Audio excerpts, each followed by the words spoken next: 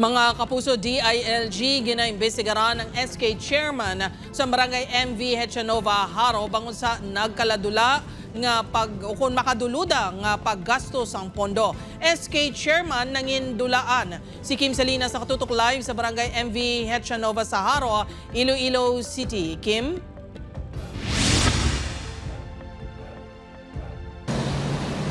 Diin ka na. Jert, ini ang palamangkotanon sang mga residente kag opisyal sang barangay sa SK Chairman nga madugay na nga wala makapakita kag bisan sa iya pamilya wala man makalisensya. Naglabot sa 430,000 pesos ang ginwithdraw sang SK Chairman sang Barangay MV Hechanova Haro nga si Joshua Jacinto sa sulod lang sa isa ka adlaw.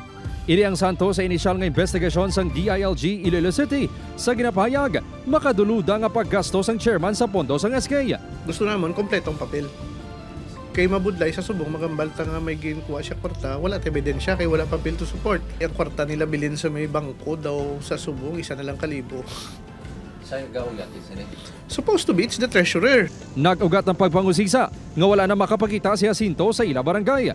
Suno kay punong barangay Nestor Ledesma, Hulyo 4 pa sining tuig, sang ulihi nga naka-duty sa barangay hall si Jacinto. Agosto na sa nakitaan sini ang sulat ni Jacinto nga ginbilin sa iya opisina.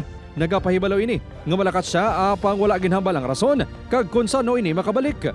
Malakat siya na yung kwan eh. Tapos din man to mga Pabisayas, Mindanao, nga Manila daw way black kwan ng iya nga later kung din siya nga hindi nga sila nga nag-resign na siya kay wala sa sing resignation mo tapos ang iya kwan absent na siya. Tiyang absent na without pay na siya.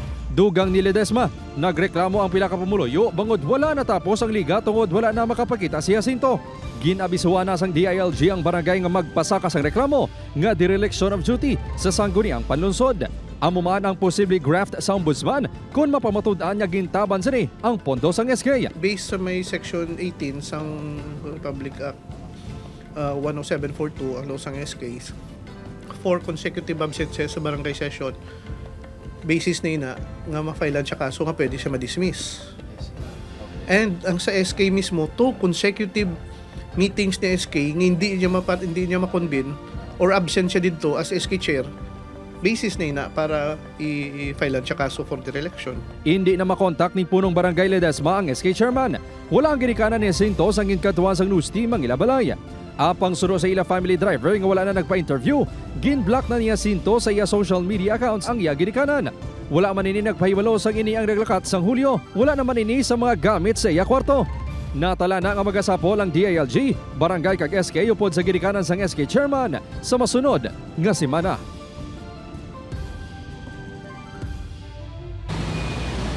Jert, suno sa DILG, wala man sang nagkakaigo nga liquidation sa mga transaksyon ang SK. Magluwas man sa dismissal sa serbisyo, mahimo man mapreso si SK Chairman kung mapamatud-an nga guilty sa graft.